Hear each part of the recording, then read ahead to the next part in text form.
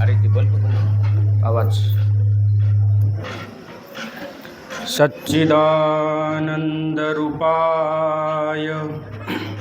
विश्वोत्पत्त्यादिहेतवे तापत्रय विनाशाय श्रीकृष्णाय वयं नमः.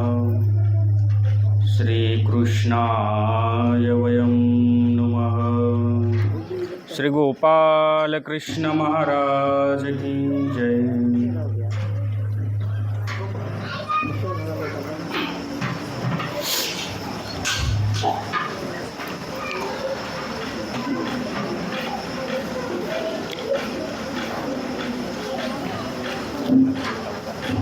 ज्या भगवंताने कोणतरी ॲडजस्ट करा ना, मनुष्याला आपल्या प्रवृत्तीवशे मायेकरवी ह्या जीवाला ह्या सृष्टीमध्ये देहाच्या संबंधाने जन्म दिलेला आहे. त्या परमेश्वराला जाणून घेणं, समजून घेणं आणि त्या परमेश्वराचं स्वरूप कळल्यानंतर, त्या भगवंताची ओळख झाल्यानंतर, त्या परमेश्वराला प्राप्त करण्यासाठी ह्या जीवाने प्रयत्न करणं हे आपलं कर्तव्य आहे. मग तो परमेश्वर कसा आहे याची ओळख होण्यासाठी श्रीकृष्ण भगवंत अर्जुनाला सांगतात की जर तुला मला जाणून घ्यायचं असेल तर माझ्या ठिकाणी मन आसक्त कर, स्वतःला योगामध्ये युक्त कर आणि माझा आश्रय घेऊन राहा. म्हणजे मी आता तुला जे सांगणार आहे हे तुला समजेल. असं पहिल्या श्लोकामध्ये श्रीकृष्ण भगवंताने अर्जुनाला सांगितलं, हे आपण पाहिलं. यानंतर पुढच्या श्लोकामध्ये श्रीकृष्ण भगवंत म्हणतात, ज्ञानम ते अहम स विज्ञानम इदम वक्ष्यामि अशेषतः यद् ज्ञात्वा नेह भूयोन्य ज्ञातव्यम अवशिष्यते. ह्या श्लोकाचा सरळ अर्थ असा आहे की अर्जुना, विज्ञानासहित जे ज्ञान आहे, कारण ह्या अध्यायाचं नाव आहे ज्ञान विज्ञान योग. आपण जो विषय ऐकत आहोत त्या विषयाचं नाव आहे ज्ञान विज्ञान योग.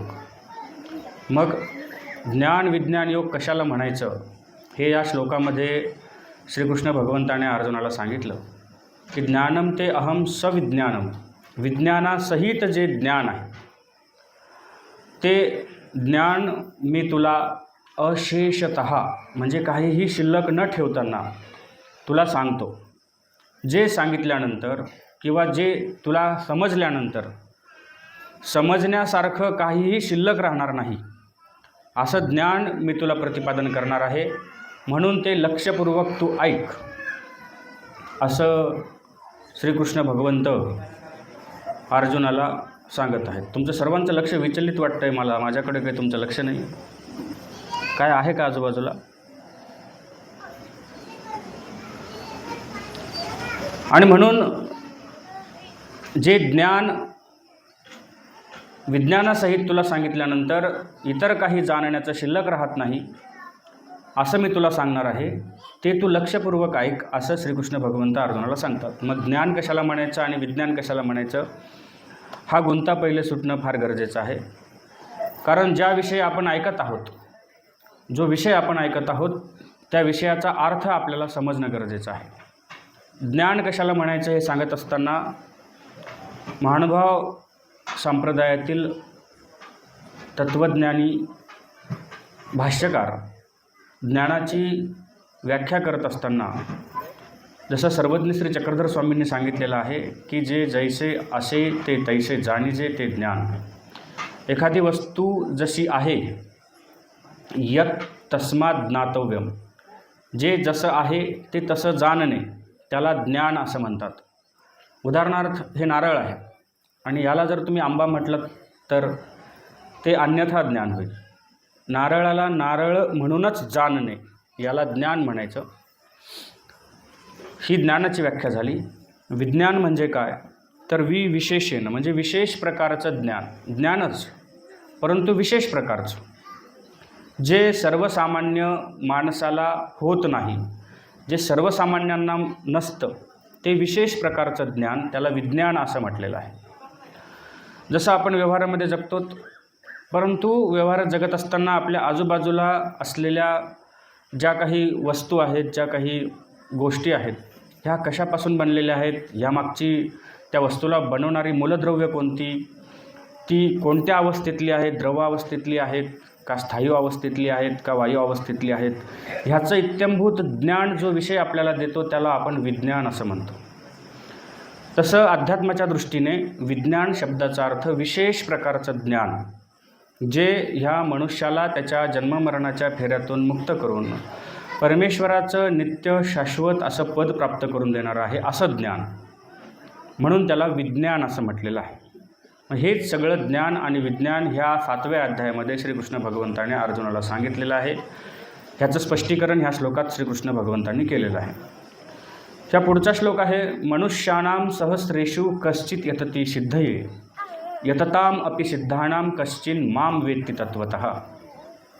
श्रीकृष्ण भगवंत अर्जुनाला सांगतात की अर्जुना, मनुष्याणां सहस्रेषु, हजार माणसांमध्ये, लक्ष आहे का माझ्याकडे, मनुष्याणां सहस्रेषु म्हणजे हजार माणसांमध्ये, कश्चिन् मां वेत्ति तत्वतः, कोणीतरी एखादा मला जाणतो, यततो कश्चित् यतति सिद्धये, सिद्धी प्राप्त करण्यासाठी यततो म्हणजे प्रयत्न करतो, आणि यततामपि सिद्धानां, आणि सिद्धीसाठी यत्न करणाऱ्यांमध्ये एखादाच मला जाणतो.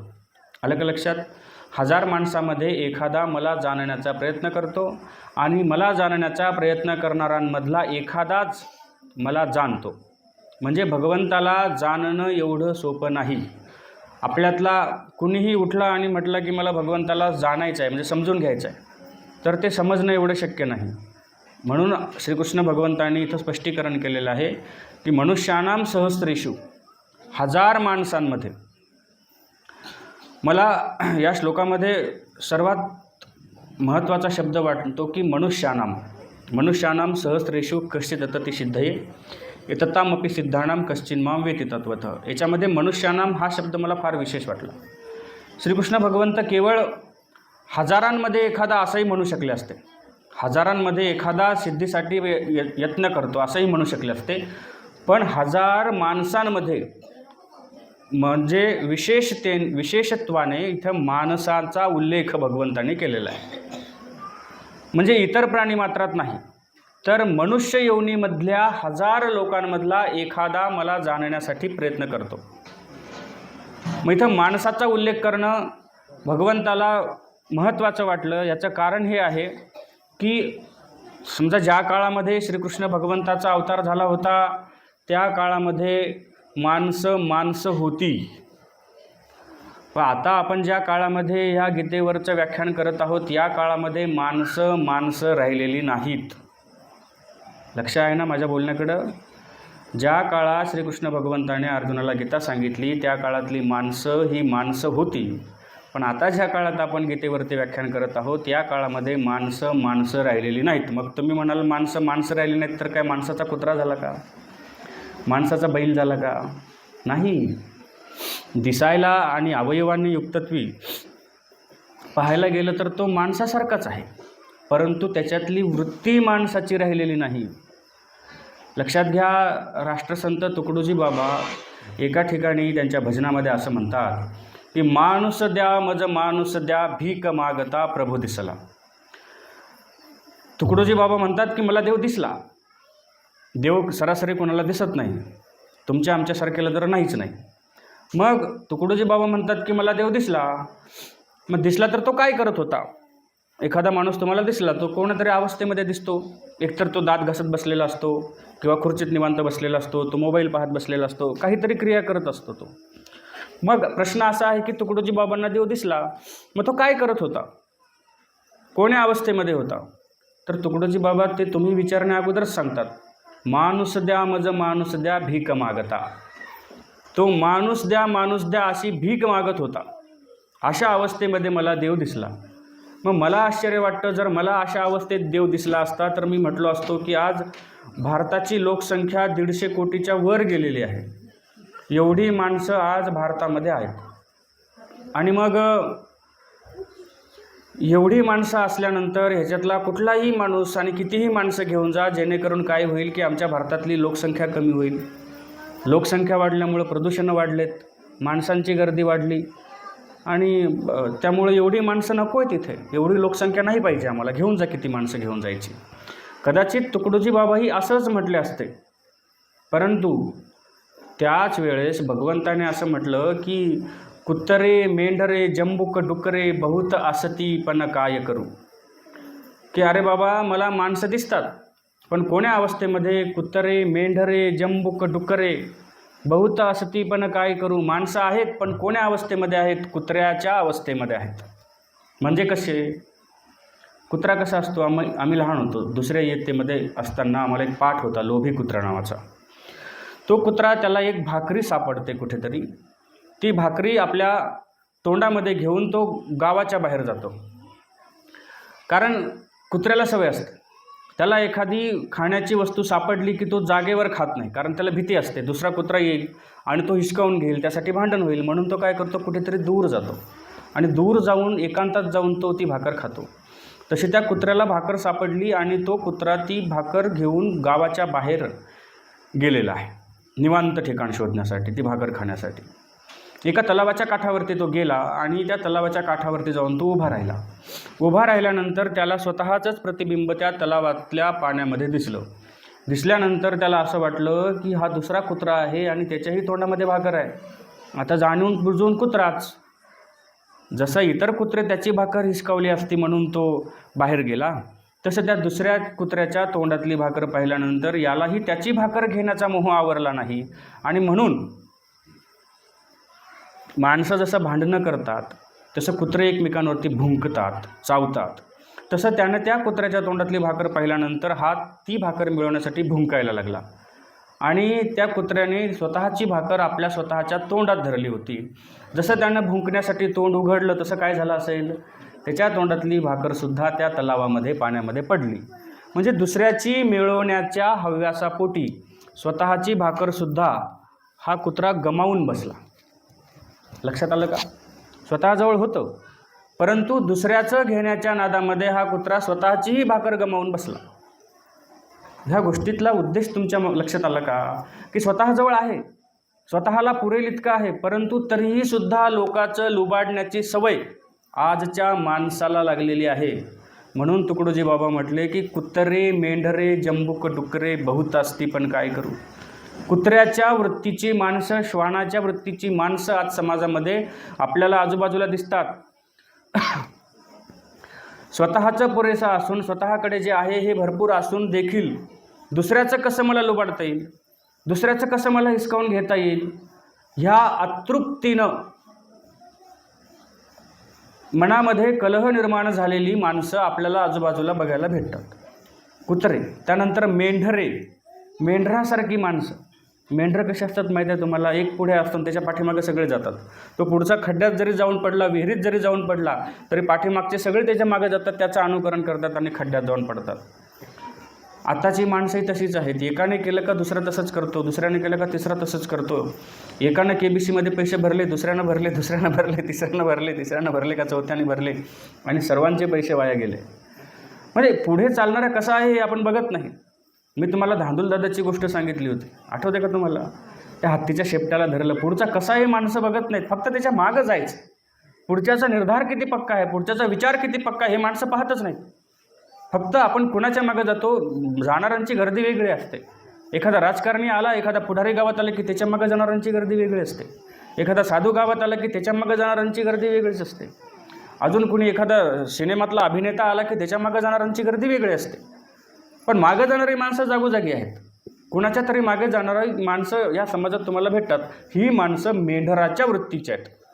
मग कुणाच्या मागं जायचं हेही माणसाला कळलं पाहिजे. कुणाच्या मागं जायचं हे माणसाला कळत नाही आणि म्हणून पुढच्याचा अपघात झाला की मागे सगळ्यांचाच अपघात होतो. म्हणून जो पुढं आहे त्याची निवड आपल्याला करता आली पाहिजे की आपण निवडतोय कुणाला. ही मेंढराच्या वृत्तीची माणसं. त्यानंतर सांगितलं जंबूक. जंबूक म्हणजे कोल्हा. कोल्ह्याच्या वृत्तीची माणसं. कोल्हा कसा असतो? एक पंचतंत्रामध्ये एक जंगलातली कथा आलेली आहे की एक कोल्हा रस्त्याने जात होता आणि जात असताना म्हणजे त्याला भूक लागलेली आहे. भुकेलेल्या अवस्थेमध्ये तो आहे. कुठे शिकार सापडते का आपलं पोटाची भूक भागवण्यासाठी, म्हणून तो शोधतो आहे. आणि अशा अवस्थेत जंगलातनं प्रवास करत असताना त्याला दिसलं की एका झाडावरती एक कोकिळ पक्षी बसलेला आहे आणि त्याच्या तोंडामध्ये पुरी आहे, पुरी. आणि ती पुरी पाहिल्यानंतर आता हा कोल्हा याच्या तोंडाला पाणी सुटायला लागलं. ती पुरी आपल्याला कशी मिळेल, आपल्याला कशी खायला भेटेल ह्याचा विचार तो करतो आहे. आणि कोल्हा हा स्वभावतःच जंगलातला सर्वात धूर्त प्राणी आहे. कोल्ह्यासारखा धूर्त प्राणी जंगलात दुसरा कुठलाच नाही. आणि मग त्याने विचार केला की ह्या कोकिळेच्या चोचीतली ह्या पुरी मला खायला भेटली पाहिजे. आणि म्हणून तो आता स्वतःची धूर्त बुद्धी लावतो. तो त्या कोकिळाला म्हणतो, काय कोकिळ ते बरं आहे का? तो ते हो बरं आहे. किती दिवस झाले तुझी भेटच नाही, तुझा आवाजच ऐकायला भेटला नाही. आम्ही जेव्हा लहान होतो तेव्हा सकाळी सकाळी तुझ्या मधुर स्वराने मला जाग यायची. किती सुंदर भूपाळी गातेस, किती गोड तुझा आवाज. तुझं गाणं ऐकलं की मला प्रसन्न असं वाटतं. इतकं सुंदर तुझा आवाज. आणि कितीतरी दिवस झाले, लहानपणाही मी तुझं गाणं ऐकायचो, मला जाग यायची. आता कितीतरी दिवस झाले तुझं गाणंच मला ऐकायला भेटलं नाही. आणि माझे कान फार आतृप्त झालेले आहेत तुझं गाणं ऐकण्यासाठी. जगात कुठलाही माणूस असू द्या, त्याला त्याची स्तुती केली की तो हुरळून जातो, तो हरखून जातो. कुणीही असू देत, बाबा असू देत, राजकारणी असू देत, कुणीही असू देत, त्याला स्तुती केली ना की तो हरखून जातो. तसं त्या कोकिळेला वाटलं की हा आपली स्तुती करतोय, तिच्या लक्षातच आलं नाही तो धूर्तपणा त्या कोल्ह्याचा. आणि मग तो म्हणतो की आता एखादं गाणं तरी तुम्हाला ऐकवलं पाहिजे. आणि म्हणून क्षणाचाही विचार न करता त्या कोकिळेनं काय केलं, गाणं म्हणायला सुरुवात केली. गाणं म्हणायला सुरुवात केल्याबरोबर जसं त्या कुत्र्याचं झालं होतं तसं तोंड उघडल्याबरोबर त्या कोकिळेच्या तोंडातली पुरी खाली पडली. खाली पडल्याबरोबर त्या कोल्ह्याने धावत जाऊन ती पुरी घेतली आणि क्षणार्धात फस्त केली, म्हणजे खाऊन टाकली. आणि खाऊन टाकल्यानंतर आता तो कोकिळेला म्हणतो, गप्प बस. म्हसडीसारखी ओरडायला लागली, काय तुझ्या आवाजामध्ये गोडवा वगैरे नाही, काही नाही, मला फक्त पुरी खायची होती म्हणून तुझी स्तुती करत होतो. अशी स्तुतीपाठक लोक आज आपल्याला समाजामध्ये जागोजागी बघायला भेटतात. स्वतःचा स्वार्थ साधण्यासाठी दुसऱ्याची स्तुती करणारे. साहेब तुम्ही खूप चांगले, साहेब तुमचाच फोटो इळणमाळ आमच्या घरात, तुमच्याच पक्षाचे आम्ही, म्हणजे हे साहेबाची स्तुती त्याचे खेटर उचलायला कमी करणार नाहीत. अशी माणसं समाजात ही कोल्ह्याच्या धूर्तवृत्तीची माणसं आहेत. स्वतःचा स्वार्थ साधून घेण्यासाठी तुम्हाला चांगलं म्हणतील, तुमची स्तुती करतील, तुम्हाला कशाच्या झाडावर चढवतील, गांजरगावताच्या नाही, हरभऱ्याच्या, हरभऱ्याच्या झाडावर चढवतील. कशासाठी? स्वतःचा स्वार्थ साध्य करण्यासाठी. अशी माणसं समाजात तुम्हाला तुमच्या अवतीभोवती बघायला भेटतात. ही माणसं कोल्ह्याच्या वृत्तीची माणसं आहेत. आणि शेवटी सांगितलं डुकराच्या वृत्तीची माणसं. सर्वज्ञ श्री चक्रधर स्वामींनी काकसुकराचा दृष्टांत दिलेला आहे की कावळा असे तो चांचो करून आमिध्य ऐसा सारी तयात सार निवडी तयात कैचे सार तेथचे सार ते ही आमिध्यची. कावळा आहे तो स्वतःच्या चोचीने मांसाचा तुकडा इकडे तिकडे सरकवतो, त्याच्यामध्ये काहीतरी सार निवडण्याचा प्रयत्न करतो, पण त्यात कुठलं सार. त्यासोबतच स्वामींनी सुकराचा म्हणजे डुकराचा दृष्टांत दिलेला आहे. सुकर असे ते बुडियांत चुडी खोवी तयात सार निवडी तयात कैचे सार. एक डुक्कर आहे, ते घाणीच्या साम्राज्यामध्ये जातं. एका गावाच्या कोणत्यातरी एका बाजूला घाणीचं साम्राज्य असतं कुठल्या तरी एका रस्त्याला. आता म्हणजे मोदी साहेबांनी तुम्हाला सुलभ शौचालय उपलब्ध करून दिली, प्रत्येकाला शौचालय बांधण्यासाठी पैसे उपलब्ध करून दिले, निधी दिला, म्हणून आता प्रमाण कमी झालं. पण पूर्वीच्या काळामध्ये गावात जायचं म्हटलं की स्वागत त्या फुलांनी व्हायचं माणसांचं. अशा रस्त्याला तो डुक्कर जातो आणि गेल्यानंतर बुडियांत चुडी खोवी, त्या घाणीमध्ये आपलं तोंड घालतो आणि त्याच्यामध्ये काहीतरी चांगलं शोधण्याचा प्रयत्न करतो. पण स्वामी म्हणतात की त्यात कुठलं सार आहे, त्यात वाईटच आहे. अशा वृत्तीची माणसं आहेत की जी कश्मळ असलेल्या आणि वाईट असलेल्या कुठल्या तरी व्यसनाधीन होऊन त्याच्यामध्ये स्वतःचं टेन्शन दूर करण्याचा प्रयत्न करतात. एखाद्याला म्हटलं ना तू दारू का पितो, तुम्हाला काय माहीत म्हणे, बाबा घरी लई टेन्शन आहे माझ्या, लई म्हणजे लई ताण झालं डोक्याला, मग मी दारू पितो. दारू पिल्यानंतर टेन्शन कमी होतं, म्हणजे मला आश्चर्य वाटतं की दारू पिल्यानं टेन्शन कमी कसं काय होतं. आणि मग ही घाण असलेली वस्तू, वाईट असलेली वस्तू तो स्वीकारतो आणि त्याच्यामध्ये स्वतःला रममाण करून घेतो. जे जे वाईट आहे त्या वाईट गोष्टीमध्ये तो स्वतःचं जीवन व्यतीत करतो. ही डुकराच्या वृत्तीची माणसं. म्हणून तुकडोजी बाबांनी प्रामुख्यानं 4 प्रकारची माणसं सांगितली तुम्हाला की कुतरे, मेंढरे, जंबूक, डुकरे बहुत दिसती पण काय कर. ही अशा वृत्तीची माणसं मला आजूबाजूला खूप दिसतात रे बाबा, पण मला माणूस पाहिजे, माणूस ज्याला म्हणावं ना असा माणूस मला पाहिजे. मला वाटतं श्रीकृष्ण भगवंतांनी या श्लोकामध्ये जो पहिला शब्द वापरला की मनुष्यानाम सहस्रेषु कश्चित यतते सिद्धये यततामपि सिद्धानाम कश्चिन्माम विविक्ती तत्वतः, ह्या श्लोकामध्ये मनुष्यानाम ह्या शब्दावरती विचार होणं फार गरजेचं आहे. माणूस म्हणायचं कोणाला? तुम्ही वारंवार ऐकलेला आहात, त्यावर मी जास्त काही म्हणजे तुम्हाला त्या दृष्टीनं भाष्य करण्याचा, वाचाळपणा करण्याचा प्रयत्न करणार नाही की फक्त 2 डोळे 2 हात 2 पाय असले आणि त्या हाताचा उपयोग काय करायचा, डोळ्याचा उपयोग काय करायचा, तोंडाचा उपयोग काय करायचा, हे माणसाला कशासाठी दिलं, हे सगळं तुम्हाला माहीत आहे, तुम्ही ऐकलेलं आहे, ह्यावर मी बोलणार नाही. पण मला माणसातली वृत्ती तुमच्यासमोर ठेवायची की माणसातली वृत्ती कशी आहे. माणूस म्हणून माणसामध्ये जे स्वभावगुण असले पाहिजे, जे गुणधर्म असले पाहिजे, हे माणसामध्ये आहेत का? तो त्याच्या अवयवाचा काय उपयोग करतो, काय नाही करतो, हे तुमचं तुम्ही आता बघायचं आहे. माणूस म्हणून तुम्ही जन्माला आल्यानंतर माणसाची वृत्ती काय आहे, कशी असली पाहिजे, ह्याचा विचार माणसं करतात का, त्यानुसार ते जगतात का, त्यानुसार राहतात का, आणि म्हणून मग तुम्ही माणूस म्हणून घेण्याचा अधिकार कितपत आहे. तुम्ही माणूस म्हणून जन्माला आला तिथपर्यंत ठीक आहे, पण तुम्ही स्वतःला माणूस म्हणून घेत असताना त्या योग्यतेचा विचारही तुम्हाला करावा लागेल.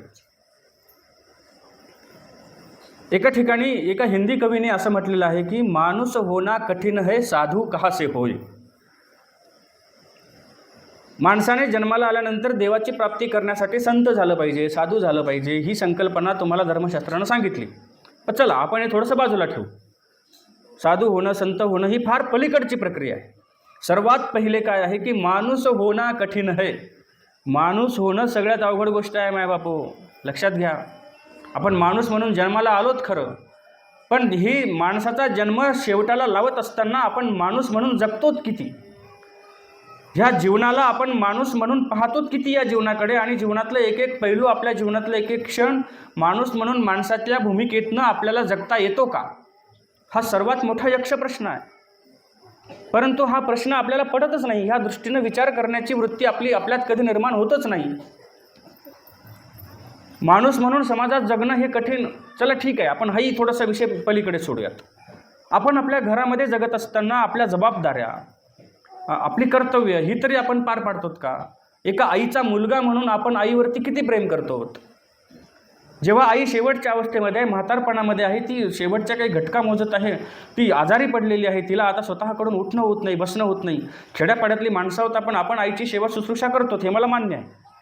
पण मी ज्या समाजाला बघतो आज बाहेर फिरत असताना, व्याख्यानाच्या दृष्टीनं बाहेर फिरावं लागतं समाज हे प्रबोधन करत असताना, आणि मग तेव्हा काही माणसं माझ्या नजरेला पडतात.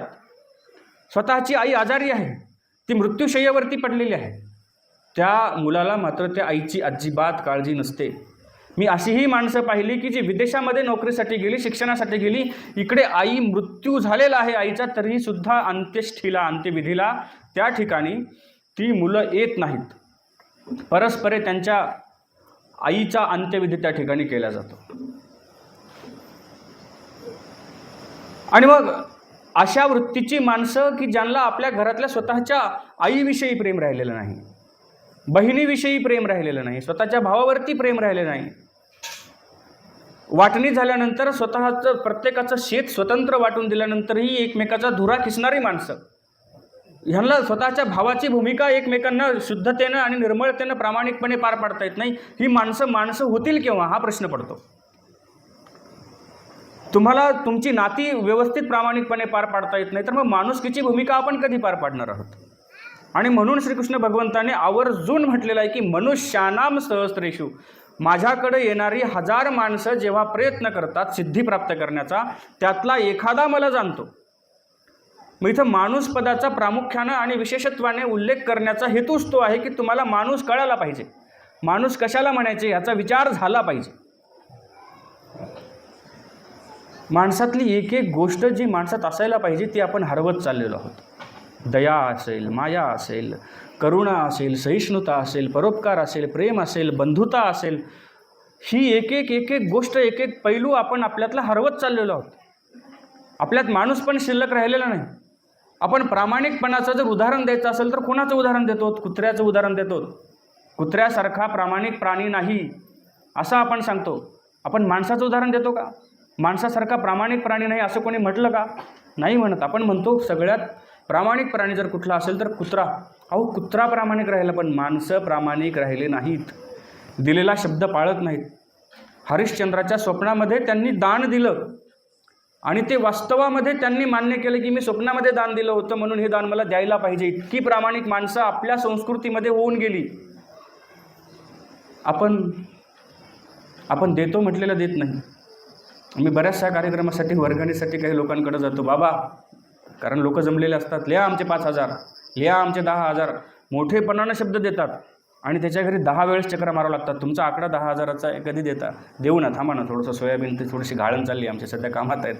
सोयाबीनचं खळं होऊ द्या. सोयाबीनचं खळं होतं. सोयाबीनचं खळं झालं की काय बाबा, ते जेवढं उत्पन्न ते घेण्यासाठी खर्च केला ते सगळं त्याच्यामध्येच गेलं, काही उत्पन्नच झालं नाही. द्यावं कुठून? देऊ, हळदीवर देऊ. हळदीच्या वेळेस तो तसंच करतो.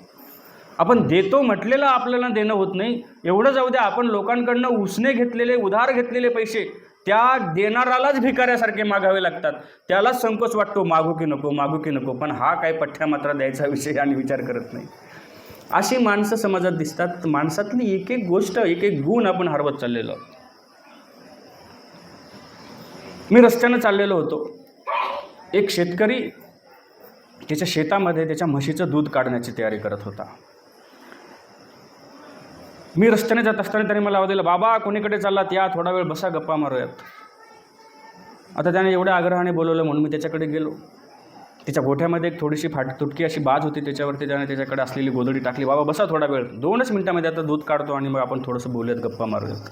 आणि मग त्याने बाहेर आणलं, त्या म्हशीला त्या खुंट्याला बांधलं, परत तिच्यासमोर थोडासा चारा टाकला, परत तो मध्ये गेला आणि मध्ये जाऊन त्यानं हातामध्ये उचलून वगारू आणलं. पण ते वगारू हालचाल करत नव्हतं. तर खऱ्या अर्थानं ते वगारू नव्हतं, तर त्या गायच्या म्हशीचं जे वगारू होतं हे बालपणीच मेलं होतं. मग ते मेल्यामुळं काय होतं की ती म्हैस दूध देत नव्हती. कारण ते वगारू, वासरू असल्याशिवाय गाय असो किंवा म्हैस असो ती दूध देत नाही. तिला ते वासरू जर समोर असेल, तिच्या ते वगारू समोर असेल, तर ती गाय म्हैस जी काय असेल ती दूध देते. मग या माणसानं ते आणून समोर तिच्या मांडलं. ती म्हैस त्याला चाटायला लागली आणि चाटत असताना तिचा पाना मोकळा झाला. त्यानं दूध काढलं आणि दूध काढल्यानंतर ती चरबी त्याची जे काही होतं ते बाजूला ठेवलं आणि बाजूला ठेवल्यानंतर त्याने ते मध्ये नेऊन ठेवलं परत आणि माझ्या जवळ येऊन बसला. मी हा सगळा प्रकार पाहिला. माझ्यासाठी सगळं नवीन होतं, अकल्पनीय होतं, कधी मी पाहिलं नव्हतं. मग त्या माणसाला मी विचारलं, अरे बाबा हे तू काय केलं? हे अचेतन असलेलं हे काय तिच्या वासरासारखं होतं ते तू तिच्या समोर आणून ठेवलं आणि तिने दूध दिलं, झालं कसं? तेव्हा तो माणूस हसून सांगायला लागला. म्हणाला, बाबा म्हशीसारखा मतिमंद प्राणी या जगात पाहून सापडणार नाही. रस्त्यावर उभी असताना प्रत्यक्षात RTOची गाडी आली तरी मसड बाजूला सरकत नाही, एवढी मतिमंद मसड. हिला कळत नाही की हिचं वगारू मेलेलं आहे. त्या मेलेल्या वगाराचं कातडं मी बाजूला काढलं, त्याच्यामध्ये भुसा भरला आणि तो भुसा भरून त्याला शिवून घेतलं आणि त्या वगाराच्या कातड्याचं भोत मी तयार केलं आणि ते भोत मी त्या म्हशीच्या समोर ठेवल्यानंतर ही पागल मतिमंद बिंडोक असणारी मसड त्या भोताला चाटते आणि तिला असं वाटतं माझं वासरूच आहे की काय, ती माझं वगारूच आहे की काय, म्हणून ती दूध देते. किती मूर्ख, किती मतिमंद. त्याचं ऐकून मला थोडंसं बरंही वाटलं, थोडंसं वाईटही वाटलं मला. कारण सगळं अकल्पनीय होतं, माझ्या कल्पनेच्या बाहेरचं होतं, मला कळालं नाही.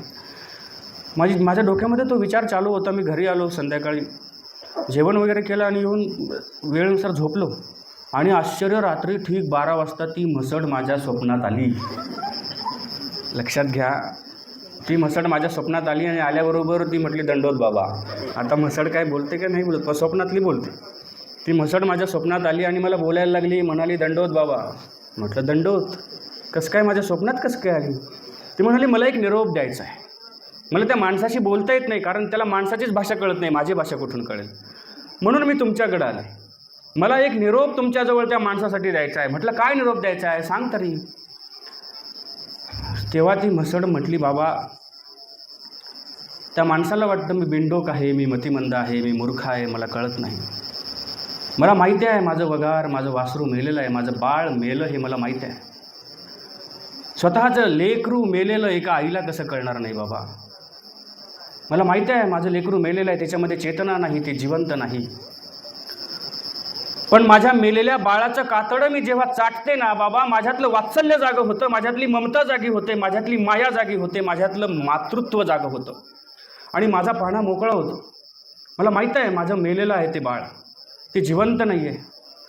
पण मला एकच सांगायचे बाबा, जो माणूस मला मूर्ख म्हणतो ना, जो मला मतिमंद म्हणतो, त्या माणसाने काय केलं? स्वतःच्या पत्नीच्या गर्भामध्ये केवळ मुलगी होती, तिला हुंडा द्यावा लागेल म्हणून स्वतःच्या गर्भातल्या गर्भात त्याची हत्या केली. स्वतःच्या मुलीला मारून टाकलं, स्वतःच्या बाळाला मारून टाकलं. स्वतःच्या बाळाची हत्या करणारा माणूस मेलेल्या वासराचं कातडं चाटून पाहणा मोकळ्या होणाऱ्या आईला मूर्ख म्हणताय, मतिमंद म्हणताय. याचं वाईट मला वाटतं बाबा, म्हणून मी तुम्हाला निरोप द्यायला आले. कुठे आहे माणसातली माणुसकी? फक्त हुंड्यापायी स्वतःच्या पोटामध्ये तुम्ही तुमच्या मुलीला मारून टाकतात. आणि कुठेही ती मसळ जी स्वतःच्या मेलेल्या बाळाचं कातडं चाटून सुद्धा दूध देते. राजेहो, अहो माणसं जनावरापेक्षा निष्ठुर झालीत, जनावरापेक्षा कठोर झालीत. जनावरांमध्ये माणुसकी आहे, गाई गुरांमध्ये माणुसकी आहे, पण माणसात माणुसकी शिल्लक राहिलेली नाही. इतकी कठोर आपण झालेलो आहोत. आपलं काळीज एवढं कठोर झालेलं आहे. आणि एवढ्या कठोर काळजाची माणसं जेव्हा आजूबाजूला बघितली असतील देवाने, तेव्हाच देवाने म्हटलं असेल की मनुष्याणाम सहस्रेषु कश्चित् तती सिद्धये. 1000 माणसातला एखादा सिद्धीचा यत्न करतो, प्रयत्न करतो. त्याच्या मागचं कारणच ते आहे. कारण माणसं माणसासारखी राहिलीच नाहीत तर मग ती देवाकडे जाण्याचा प्रयत्न करतील कुठून? ती भक्त होतील कुठून? ती साधू होतील कुठून? म्हणून मायबापो, भक्त होता नाही आलं तरी हरकत नाही. मी म्हणतो तुम्ही देवदेव केला नाही, तुम्ही मंदिरात गेला नाही, देवाला आरती ओवाळली नाही, पूजावसर केला नाही तरी एक वेळेस हरकत नाही. याचा अर्थ मी करू नका असं म्हणत नाही. माझं पुढचं वाक्य ऐका. हे तुम्ही नाही केलं तरीही चालेल, पण तुम्ही तुमचं जीवन जगत असताना ना माणसासारखं जगा.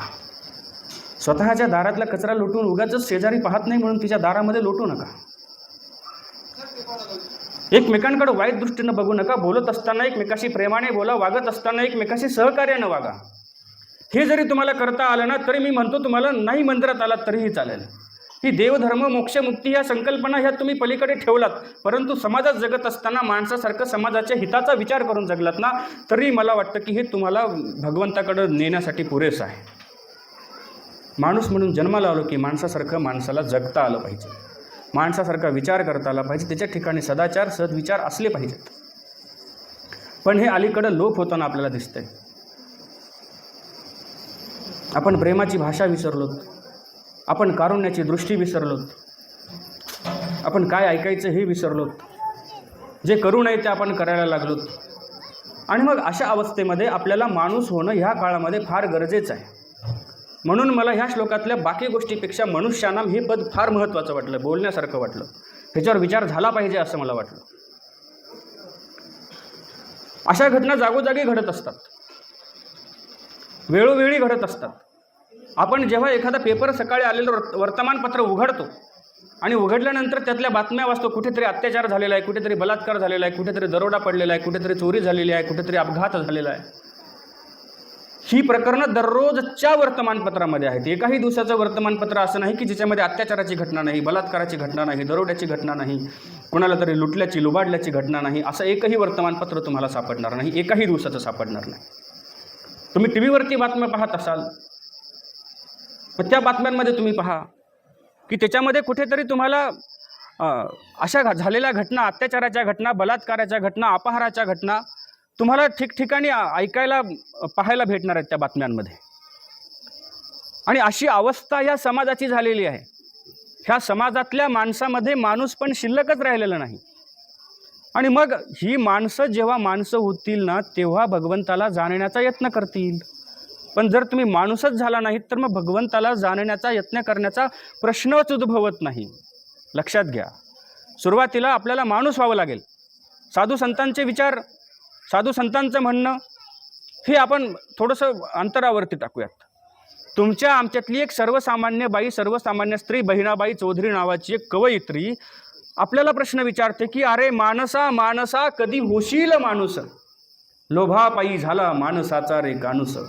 किती साधा आणि सरळ प्रश्न विचारलेला आहे की अरे माणसा तू माणूस कधी होशील. माणसालाच विचारते माणूस कधी होशील, काहीतरी त्यामागे कारण असलं पाहिजे ना. सरळ सरळ प्रश्न विचारलेला आहे की माणसा तू माणूस कधी होशील. माणूस म्हणून तू दिसतो तर आहेस, माणसासारखा दिसतो आहेस, परंतु तू माणूस होणार कधी? तुझ्यात माणुसकीचे गुण तू आत्मसात करणार कधी? त्या माणुसकीच्या वृत्तीनुसार तू चालणार कधी? आणि हे आपल्यातलं लोप होत चाललेलं आहे. ठिकठिकाणी अशा घटना आपल्याला बघायला भेटतात की ज्यामध्ये माणसाने आपलं माणूसपण हरवून अमानुषपणाची वृत्ती, अमानुषपणाचे कृत्य माणूस आपल्याला करताना दिसतो आहे. काही काळापूर्वी मी प्रवासामध्ये होतो, बसने प्रवास करत होतो. एका बस स्थानकावरती उभा होतो. मला ज्या ठिकाणी जायचं होतं त्या ठिकाणी जाणारी बस यायला थोडासा वेळ होता. माझ्यासोबत बरीचशी माणसं त्या ठिकाणी उभी होती आणि अशा अवस्थेमध्ये उभी असताना सायंकाळची वेळ आहे, 5:30-6च्या दरम्यानची. आणि त्या गावातली, ज्या गावाचं ते बसस्थानक होतं त्या गावातली काही माणसं आपली गुरंढोरं घेऊन गावामध्ये येत होती. सायंकाळची वेळ आहे, सूर्य अस्ताला गेलेला आहे, मावळतीला गेलेला आहे. सगळीकडे केशरी केशरी वातावरण झालेलं आहे. पक्षी आपल्या घरट्याकडे परतत आहेत. अशी ती सायंकाळची, संध्याकाळची वेळ आहे. अशा अवस्थेत ती शेतकरी माणसं आपली गुरंढोरं घेऊन गावाकडे येत आहेत. एक एक शेतकरी रस्त्याने येतो आहे. तेवढ्यामध्ये काय झालं, त्या बसस्थानकावरती एक डुकराचं पिल्लू, त्याच्या पाठीमागं 2 कुत्रे लागले. एका डुकराच्या पिल्लाच्या मागं 2 कुत्रे लागले आणि ते जीवाच्या आकांतानं धावतंय, पळतंय. इकडनं तिकडनं पळत असताना एका कुत्र्याने त्याला पकडलं. आपल्या तोंडामध्ये एका कुत्र्याने त्या डुकराच्या छोट्याशा पिल्ल्याला पकडलं आणि पकडल्यानंतर ते डुकराचं पिल्लू चिर करून ओरडायला लागलं. आता डुकर कसं ओरडतं तुम्ही कधी ऐकलं असेल, ते डुकर पकडणारी माणसं आल्यानंतर. तर ते चिर करून ओरडायला लागलं. तेवढ्यात दुसरा कुत्रा जवळ गेला, त्यानेही त्याला पकडलं. त्याच्यात आवाजातली तीव्रता वाढली. मी बघत होतो, माझ्या आजूबाजूचे माणसं बघत होते, बघणारे बघेच होते, सगळे बघत होते. तेवढ्यात एक शेतकरी आपल्या गाईला हातामध्ये तिचा कासरा धरून घराकडे परतत होता आणि त्या डुकराच्या पिल्लाचा चिर असा करून आवाज त्या गाईच्या कानावरती पडला. त्या गाईनं आपल्या मानेला हिसका दिला. तिच्या मालकाच्या हातात असलेला कासरा त्या तिच्या हिसक्यासरशी निष्ठून गेला. ती गाय धावत आली आणि तिनं आपल्या शिंगाने 2ही कुत्र्यांना बाजूला फेकलं आणि त्या डुकराच्या पिल्ल्याला मोकळं केलं. ते डुकराचं पिल्लू कुत्र्याच्या तावडीतनं सुटलं आणि आता पळायला लागलं आपला जीव वाचवण्यासाठी. पण पळत असताना पळता त्या डुकराच्या पिल्लानं मागं वळून गायीकडं पाहिलं आणि ती गाय त्या डुकराच्या पिल्लाकडं बघत होती. एवढ्या म्हणजे धोक्याच्या अवस्थेत, संकटाच्या अवस्थेत सुद्धा त्या डुकरानं फिरून गायीकडं पाहिलं आणि गाय त्या डुकराच्या पिल्लाकडे बघत होती. मी विचार केला की ती गाय त्या वासराला काय बोलत असेल, कारण माणसाला तोंडाने बोलता येतं, बाकीची जनावरं तोंडानं बोलत नाही, ती नजरेनं बोलतात. त्यांची नजर बोलत असते. आपल्याला फक्त वाचता आली पाहिजे. आपल्याला माणसाचीच भाषा धड कळत नाही. घंटाभर घसा कोरडा होईपर्यंत ओरडलो तरी आपण उद्याच्या दिवशी सगळं विसरून गेलेलो असतो. म्हणजे माणसाची भाषा आपल्याला कळत नाही, प्राण्यांची भाषा कधी कळणार? मी विचार केला की ती गाय त्या मागे फिरून पाहणाऱ्या त्या डुकराच्या पिल्लाला काय बोलली असेल. नक्कीच ती गाय त्या डुकराच्या पिल्लाला म्हणत होती, बाळा, जेव्हा त्या कुत्र्यांनी तुला पकडलं आणि तू तुझ्या मरणाच्या अवस्थेमध्ये असताना तू मदतीसाठी या माणसांकडे आवाज देत होता आणि चिर तुझ्या शब्दामध्ये, तुझ्या भाषेमध्ये तू ओरडत होतास की मला वाचवा, मला याच्यातून सोडवा. म्हणून तू या माणसांकडे भीक मागत होतास, तुला वाचवण्यासाठी विनंती करत होतास. पण तुला सांगू, माणसांच्या शब्दकोशामध्ये चिर या शब्दाचा आवाज, मला वाचवा असा कुठेही लिहिलेला नाही. म्हणून तुझ्या चिर शब्दाचा अर्थ मला वाचवा हा या माणसाला कळालाच नाही. मला एक म्हणायचं की शब्दांचे अर्थ भाषेने बांधता येत नाहीत. शब्दांनी तुम्ही जर अर्थ लावत बसलात तर तुम्हाला कधीच दीनदलितांची भाषा कळणार नाही, तुम्हाला जनावरांची भाषा कळणार नाही, तुम्हाला दुःखितांची भाषा कळणार नाही, दुःखितांचा टाहो तुम्हाला कळणार नाही. ते कळण्यासाठी तुमच्या अंतःकरणात संवेदना असाव्या लागतील. तुम्हाला ज्ञान नसेल, तुम्ही शाळा शिकलेले नसाल तरीही चालेल, तुम्हाला एखाद्या डिक्शनरीतले शब्दांचे अर्थ माहीत नसले ना तरीही चालेल, पण समोरच्याच्या आवाजातली, समोरच्याच्या दृष्टीतली कारुण्याची भावना तुम्हाला कळाली पाहिजे. समोरचा बघतोय तुमच्याकडे कोण्या अपेक्षेनं, समोरचा बोलतोय तुम्हाला कोण्या अपेक्षेनं, त्याला गरज कशाची आहे, त्याला आवश्यकता कशाची आहे हे तुम्हाला कळलं जर तर तुम्ही माणूस आहात. तुम्हाला जर समोरच्याच्या संवेदनाच कळत नसतील, समोरच्याची अवस्थाच कळत नसेल, समोरच्याचं दुःखच कळत नसेल, तर तुम्हाला कुणालाही माणूस म्हणून घेण्याचा अधिकार नाही. जनावरांच्या जाऊ देत, तुम्हाला तुमच्या आईची वेदना कळत नाही, तुम्हाला तुमच्या भावाची वेदना कळत नाही, तुम्हाला तुमच्या बहिणीची वेदना कळत नाही, तुम्हाला तुमच्या शेजाऱ्याची वेदना कळत नाही, मग इतर जनावरांची वेदना तुम्हाला कधी कळणार आहे? ज्या माणसाला इतरातल्या दुःखाची संवेदना स्वतःला जाणवते ना, त्याला मी माणूस म्हणतो. आणि असाच माणूस या ठिकाणी भगवंताला अपेक्षित आहे. कुठल्या ज्ञानाची गरज नाही, कुठल्या वाचनाची गरज नाही, कुठल्या प्रबोधनाची गरज नाही, कुठल्या शाळेची गरज नाही, कुठल्या डिग्रीची गरज नाही, काहीच गरज नाही. एका धनगराचा मुलगा, त्याने खूप शिकवला.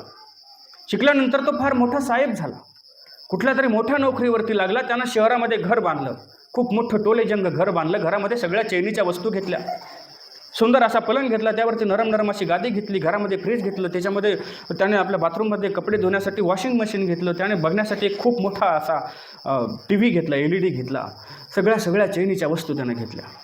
एके दिवशी त्याला आपल्या वडिलांची आठवण आली, म्हणून तो गावाकडे गेला. गावाकडे गेल्यानंतर त्याचे वडील रानामध्ये माळावरती काही मेंढ्या घेऊन चारत होते. त्यांचा तो पारंपरिक व्यवसाय. काही मेंढ्या घेऊन ते चारत होते. त्या चारत असणाऱ्या वडिलांजवळ तो गेला, म्हणाला, बाबा इथे उन्हामध्ये का तळताय? आपल्याकडे सगळी सुबत्ता आहे, आर्थिक सुबत्ता आहे, सगळे सुखसुविधेची साधनं आता आपल्याकडे झालेली आहेत, सोडून द्या हे गाव आणि चला माझ्यासोबत शहरात. तो म्हणाला, बाळा मी जर गाव सोडलं तर माझं मन रमणार नाही. या मातीमध्ये मी वाढलो, या मातीमध्ये मी खेळलो, ही माणसं माझ्यासाठी आपली आहेत आणि यांना सोडून गेल्यानंतर माझं मन तिथे रमणार नाही. तुझा आग्रहच असेल तर 1-2 दिवसासाठी मी तुझ्या घरी येईल, पण मी तिथे राहू शकत नाही. तो म्हटलं, बाबा एकदा येऊन पहा, तुमचं मन तिथे रमेल, सगळ्या सुखसुविधा साधनं तिथं आहेत. हा बाप आपल्या मुलासोबत शहरामध्ये गेला.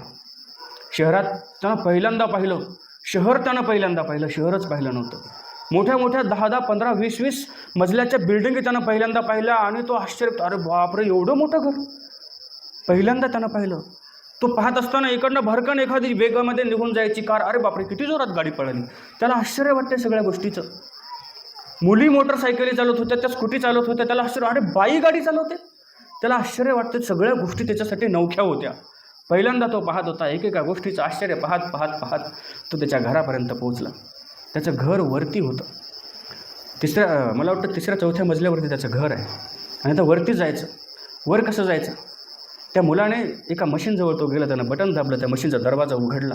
त्याने आपल्या वडिलांना आत घेतलं, मध्ये गेला, बटन दाबलं, दरवाजा लागला आणि ती मशीन आता वर उचलल्याबरोबर त्याच्या पायाला गुदगुलात झाल्या, पोटामध्ये गोळा आला. अरे कसलं मशीन आहे? पायाने चढायचं काम नाही, आम्ही डोंगरावरती दगडावरती असं चढत वर जातो, तर आम्हाला अर्धा दिवस लागतो वर चढायला, अर्धा दिवस लागतो खाली उतरायला. तू एका सेकंदात मला वर घेऊन आलास. वर आल्यानंतर दरवाजा उघडला आणि ते घरामध्ये गेले. ती लिफ्ट होती आणि घरामध्ये गेल्यानंतर त्यानं बघितलं, सुनबाई आली. सुनबाईनं हात जोडून नमस्कार केला. तिला सवय नव्हती, कदाचित ती शहरातली राहणारी असावी, पण तरी तिनं नमस्कार केला, एवढं त्याच्यासाठी पुरेसं आहे. त्याने आपल्या वडिलांचं आदरातिथ्य केलं, स्वागत केलं. पत्नीला सांगितलं, जेवणासाठी बाबाला काहीतरी चांगलं बनव, सुंदर असं बनव, छानपैकी पुऱ्या बनव, गुलाबजाम बनव, भाजी बनव. पत्नी म्हणते, आता एवढा स्वयंपाक करायला माझ्याकडं किती वेळ लागेल, किती कष्ट लागतील, किती त्रास घ्यावा लागेल, त्यापेक्षा तुम्ही काय करा, दुकानात जा, दुकानातनं गुलाबजाम विकत आणा, बाकीचा मी स्वयंपाक घरी बनवते. तो म्हणाला, ठीक आहे, हरकत नाही. त्याने आपल्या बापाला हॉलमधल्या सोफ्यावरती बसवलं. तो बसल्याबरोबर त्याला नरम लागला, हातभर सोफा खाली गेला. त्याला आश्चर्य वाटायला लागलं, इतकी नरम खुर्ची, आम्ही दगडावरती बसणारी माणसं एवढी सोबत. त्यांना सगळं आश्चर्य वाटायला लागलं, कमाल वाटायला लागली सगळं पाहून एकंदरीत. आणि मग तो बसला, तो त्याची मजा घ्यायला लागला. तेवढं तुम्हाला, बाबा मी तुम्हाला TV लावून देतो, तोपर्यंत तुम्ही TV पहा आणि मी तोपर्यंत गावातनं जाऊन गुलाबजाम घेऊन येतो. आणि त्याने त्याला TV लावून दिली. TV लावल्यानंतर त्याला वाटलं, तर आपले बाबा काय पाहणार, त्यांना पिक्चर काय करणार, काय. त्यांनी बातम्याचं चॅनल लावून दिलं. बातम्याचं चॅनल लावून दिल्यानंतर त्याला बातम्याही कळायला तयार नाहीत. त्याने सुनबाईला आवाज दिला, सुनबाई काय लागले टीव्हीमध्ये, माणसं काय सांगतायत, मला यातलं काही कळत नाही, कारण ते सगळे राजनीतीच्या बातम्या होत्या, राजकारणाच्या बातम्या होत्या. तिला वाटलं की बाबाला बातम्या काही कळत नाही, ते एखादा पिक्चर लावून द्यावा, म्हणून तिने पिक्चरचं चॅनल लावून दिलं आणि ती घरामध्ये कामात गुंतली. आणि तो त्या टीव्हीमध्ये तो पिक्चर पाहतोय. त्याला आश्चर्य वाटतं की एवढ्याशा खोक्यामध्ये सगळं दिसतंय, सगळे रंग दिसत आहेत, माणसं दिसत आहेत, ही माणसामध्ये गेली कशी, हा विचार तो करायला लागला. आणि ह्या विचारामध्ये असतानाच त्या चित्रपटामध्ये एक असं दृश्य आलं की कोणीतरी त्या चित्रपटातला गुंड असणारा माणूस, प्रत्येक चित्रपटामध्ये एक नायक असतो, एक नायिका असते, काही गुंड असतात, हे ठरलेलं आहे. आणि गुंड प्रवृत्तीचा असणारा माणूस, तो गुंड असणारा, तो त्या चित्रपटातल्या नायिकेवरती बलात्कार करत असतानाचं दृश्य त्या टी व्हीमध्ये त्याला दिसलं. दिसल्याबरोबर म्हाताऱ्याजवळ काठी होती. काठी घेऊन तो उठला आणि जो गुंड त्या स्त्रीवरती बलात्कार होता त्याला मारण्यासाठी त्याने तो उगारली आणि त्या टी व्हीवरती मारली. तसे टी व्हीचे तुकडे झाले, टी व्हीचा काच फुटला. समोर असणारं दृश्य क्षणार्धामध्ये आता बंद झालेलं आहे, गायब झालेलं आहे. आणि याला आलेला राग अनावर झाला. उठला, तडा आपल्या दरवाजाकडे गेला, पायामध्ये आपली खेटरं घातली आणि पायऱ्याने तडा खाली उतरला. जायला आपल्या गावाकडे निघाला.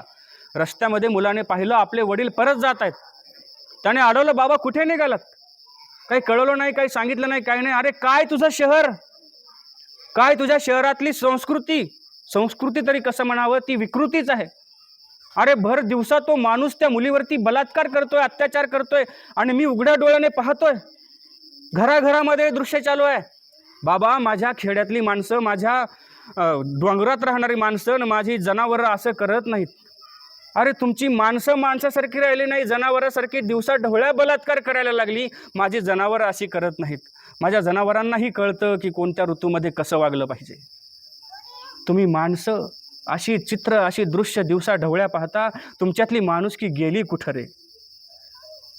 तुम्हाला हे पाहवल्या कसं जातं? हे पाहिल्यानंतर त्या धनगर समाजातल्या माणसाची दृष्टी, त्या धनगर समाजातल्या माणसाचं मन कळवळून आलं. एक अशिक्षित असलेला माणूस, पहिलीच्या शाळेतही न गेलेला माणूस, पहिलीच्या वर्गातही न बसलेला माणूस, त्याला हे असं हिंसक आणि असं विक्षिप्त वृत्ती आणि विक्षिप्त कृत्य दृश्य डोळ्यासमोर आल्यानंतर, पाहिल्यानंतर त्याच्या मनामध्ये घालमेल झाली. त्याला वाईट वाटलं, त्याचं अंतःकरण करुणेनं भरून आलं. आणि ही एवढी कृत्य, जी दुष्कृत्य घडतात ना, ही सुशिक्षित लोकांमध्येच घडतात. खेड्यापाड्यात अशी कृत्य घडत नाहीत. खेड्यापाड्यामध्ये अशा घटना घडत नाहीत. बदलापूरसारख्या शहरामध्येच अशा घटना घडतात. मग आपण एकीकडे सुशिक्षित होत चाललेलो आहोत, पण सुसंस्कृत होण्याचं आपण विसरत चाललेलो आहोत. आणि जी माणसं सुशिक्षित होण्यासोबत सुसंस्कृत होतात, आपल्या संस्कृतीला जिवंत ठेवतात, आपल्या संस्काराची जाणीव ठेवतात, मला वाटतं ती खरी माणसं आहेत. आपल्या हातामध्ये चहाचा कप आहे, समोर टी व्हीवरती बातम्यांचं चॅनल चालू आहे. एका क्षणामध्ये बातमी येते की कुठेतरी बलात्कार झालेला आहे, तो माणूस चहाचा एक फुरका मारतो, एक घोट घेतो. दुसऱ्या क्षणाला बातमी येते की कुठेतरी दरोडा पडलेला आहे, तो घोट घेतो चहाचा. तिसऱ्या क्षणाला बातमी येते की कुठेतरी अपघात झाला आणि त्या अपघातामध्ये 10-15 माणसं जाग्यावर ठार झाली, तो तिसरा घोट घेतो चहाचा. त्याचा एक कप चहा घेईपर्यंत हजारो माणसं मेलेली असतात, पण पठ्ठ्याच्या चहाच्या घोटामध्ये अंतर पडलेलं नाही. इतकी संवेदनाहीन माणसं झालेली आहेत. कुणी मरतंय काय, कुणी काय होतंय, त्याला काही घेणं देणं नाही. आपल्यातल्या संवेदना कुठेतरी मरत चाललेल्या आहेत, संपत चाललेल्या आहेत. आणि म्हणून इथं भगवंतानं आवर्जून अर्जुनाला सांगितलं की मनुष्यानाम सहस्रेषु कश्चित यतति सिद्धये, की अर्जुना, 1000 माणसातला कुणीतरी एखादा सिद्धीकरिता प्रयत्न करतो आणि सिद्धीकरिता प्रयत्न करणाऱ्यांपैकी एखादा मला येऊन प्राप्त होतो. संत ज्ञानेश्वरांनी सुंदर असं भाष्य या श्लोकावरती केलं. आस्थेचिया महापुरी रिगताती कोटीवरी, परी प्राप्तीच्या पैलतिरी विपाईला निघे. किती सुंदर भाष्य आहे बघा.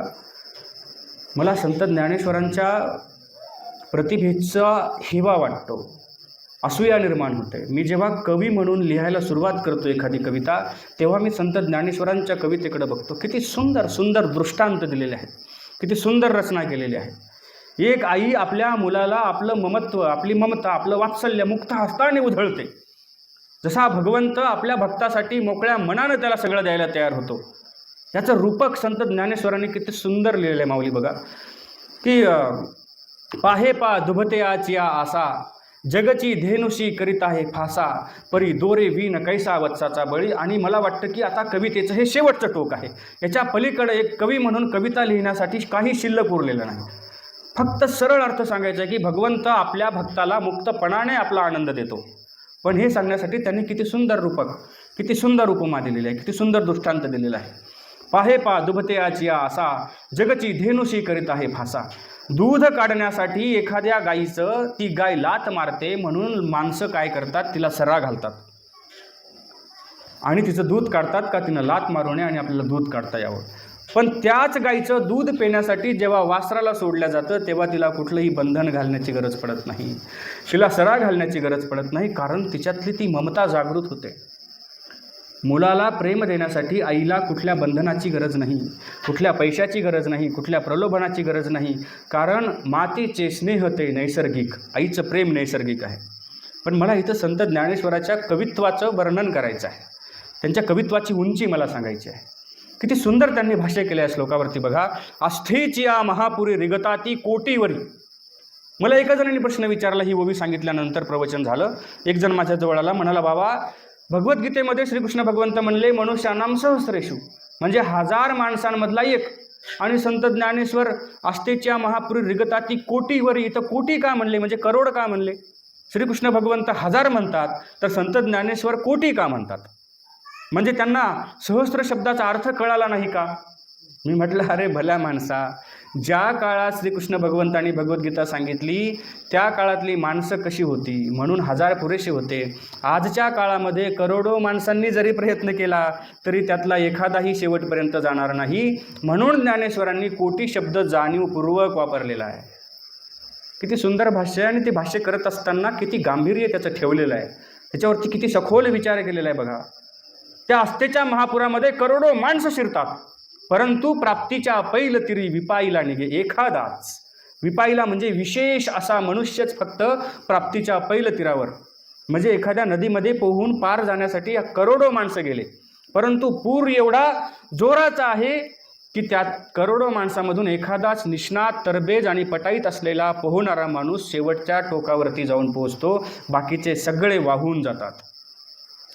तसं भगवंताला प्राप्त करण्यासाठी, भगवंताला समजून घेण्यासाठी अनेक माणसं प्रयत्न करतात, पण त्यातला एखादाच शेवटच्या टोकापर्यंत जाऊन पोहोचतो. कारण का? त्याचं उत्तरही या श्लोकामध्ये आहे की मनुष्यानाम सहस्रेषु कश्चित यतती सिद्धये. सिद्धीसाठी तो यतती म्हणजे यत्न करतो, प्रयत्न करतो. तो प्रयत्न पूर्ण झाला पाहिजे, प्राणातून झाला पाहिजे, आतून झाला पाहिजे. वरवर प्रयत्न करणं याला प्रयत्न म्हणत नाहीत. काही गोष्टी आपण वरवर करतो, 10 ठिकाणी गंध लावतो, इथं गंध लावतो, इथं गंध लावतो, इथं गंध लावतो, इथं गंध लावतो, उरला सोरला पोटालाही लावतो. एवढा गंध लावला, वरवर दिखावा केला म्हणजे तुम्ही प्राप्त होणार, पलीकडच्या टोकाला जाऊन पोचणार असं नाही. ही दिखाव्याची भक्ती झालेली आहे. आणि ही दिखाव्याची भक्ती करून काय होणार आहे? एका मनुष्याकडे मी गेलो, त्याच्या घरी सकाळी सकाळी गेलो, तो आंघोळ करत होता. मी जोपर्यंत गेलो तोपर्यंत तो शांतपणे निश्चितपणे आंघोळ करत होता. मी गेल्यानंतर त्याच्या पत्नीने सांगितलं, अहो ऐकलं का, बाबा आलेत. बाबा आलेत म्हणलं की त्यानं सुरू केलं, ऊर्ध्व मूलं मदशाखम स्वत्थम प्रापुरवयम छंदावशी अशा परणाने. त्याला वाटलं बाबा आले, त्याचा बाबांना काहीतरी अवडंबर दाखवलं पाहिजे की मी किती देवदेव करतो, मी किती धर्म करतो, मी किती धर्माचरण करतो, हे दाखवलं पाहिजे. आणि म्हणून त्यानं सुरू केलं. मग सुरू केलं, ठीक आहे म्हटलं, हरकत नाही. मी समजून घेतलं की हा फक्त दिखावेबाज माणूस आहे, दाखवणारा माणूस आहे. बऱ्याच लोकांना दाखवायला आवडतं. आणि मग त्याची आंघोळ झाली, तो कसं तरी त्याचं आपलं ते कपडे वगैरे गुंडाळून तो बाहेर आला. त्याने कपडे वगैरे परिधान केले आणि मग त्याने ते गंध लावण्यासाठी आता गंध उगाळायला सुरुवात केली. गंध उगाळतोय. सांगतो बाबा, म्हटलं त्याला कसं काय चाललंय, बरं आहे का? काय सांगा म्हणे, बाबा आता मला तर लई टेन्शन आलं आणि टेन्शननं माझं डोकं दुखायला लागलं म्हणे, आता काय करू? असं बोलत बोलत उगळत तो गंध पण लावतोय. आणि कसं बोलतोय बघा, बाबा काय करावं म्हणे, आता सगळं इतकं झालं की माझ्या आता सगळे डोकेदुखी झाले, माझं डोकं दुखायला लागलं, काय करावं, इतकं झालं की पार गळ्या पसरायला म्हणला. बाबा आता काय करता येईना झालं. भावकीचे माणसं असे झाले आहेत की काय करता येत नाही, त्यामुळे आपण काय करतो, लोकांचं ऐकतो, या कानानं ऐकतो आणि या कानानं सोडून देतो म्हणला. बाबा काही उरलेलं नाही. म्हणजे मला एक म्हणायचं आहे की भक्तीचा अवडंबर करू नका, केवळ दाखवण्याचा प्रयत्न करू नका. दाखवण्यानं भक्ती होत नाही. यतती सिद्धये, सिद्धीसाठी यत्न करावा लागतो, प्रयत्न करावा लागतो. प्रयत्नाशिवाय काही होत नाही.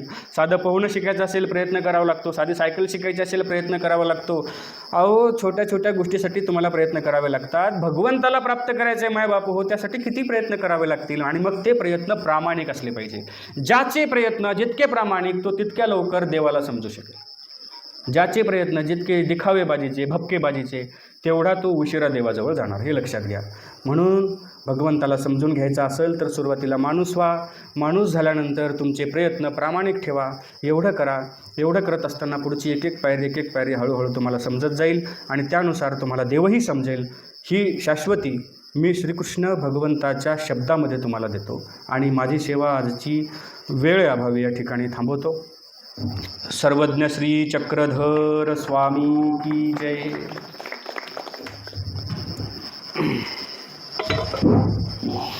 माणसाने माणसाशी माणसाप्रमाणे वागावे ही सहज सुलभ भावना जेव्हा माणसाच्या मनाने जागृत होईल आणि आध्यात्मिक कास करत असताना एक सुंदर विवेचन केलं बाबांनी की एका वेळेस अध्यात्माकडे तुमचं पाऊल थोडं उशिरा जरी पडलं तरी